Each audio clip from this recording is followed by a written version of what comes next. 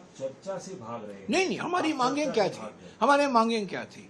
गृह मंत्री सदन में आए, बयान दें, पुलिस, दिल्ली पुलिस जो वो कंट्रोल करते हैं, नियंत्रण उनके हाथ में है, रिमोट कंट्रोल उनके हाथ में है दिल्ली पुलिस का।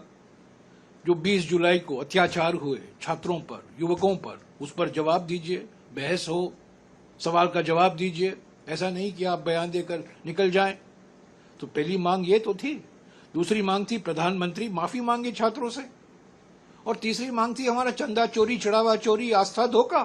अयोध्या में 5 फरवरी 2020 को प्रधानमंत्री खड़े होकर लोकसभा में श्रेय लेते हैं कि मैंने ट्रस्ट का गठन किया, नया भारत की ओर हम बढ़ रहे हैं।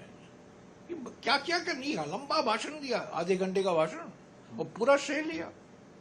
और जब ये घोटाला निकल आता है चंदा चोरी का, चढ़ावा चोरी का, ट्रस्ट के कुछ सदस्यों पर सवाल उठाए जाते हैं। इनकी नियुक्ति प्रधानमंत्री ने खुद की है। ये सब प्रधानमंत्री के व्यक्ति हैं, प्रधानमंत्री से नियुक्त हो गए, उनकी अनुमति से ही तो नियुक्त हुए हैं। तो प्रधानमंत्री चुप क्यों है? तो हमने कहा चंदा चोरी पर भी बहस होनी चाहिए, कुछ स्टेटमेंट आना चाहिए, उस पर बहस होनी चाहिए। पर पहली बार 1952 के बाद लोकसभा और राज्यसभा में प्रधानमंत्री मौजूद नहीं है, गृहमंत्री मौजूद नहीं है।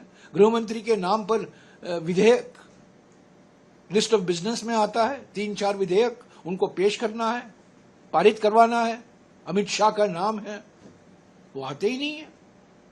एक दिन नहीं आए, पहले दिन आए जनगण मन के लिए, और अंतिम दिन आए वंदे मातरम के लिए, बस। और वो भी मुश्किल से 2 मिनट और 3 मिनट के लिए।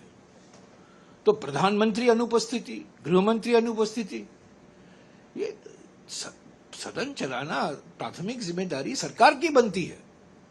सरकार को हमने मांग की सर्वदलीय बैठक बुलाइए, परिसीमन पर बातचीत कीजिए। वो सर्वदलीय बैठक बुलाने के लिए तैयार नहीं है। प्रधानमंत्री तो आते ही नहीं है सर्वदलीय बैठकों में।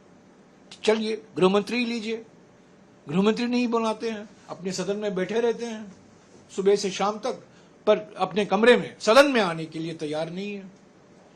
तो जिस तरीके से मैं समझता हूं, ये सिर्फ दोनों सदनों का नजरअंदाज नहीं, ये दोनों सदनों का अपमान हुआ है गृहमंत्री द्वारा, प्रधानमंत्री द्वारा। आप लोगों को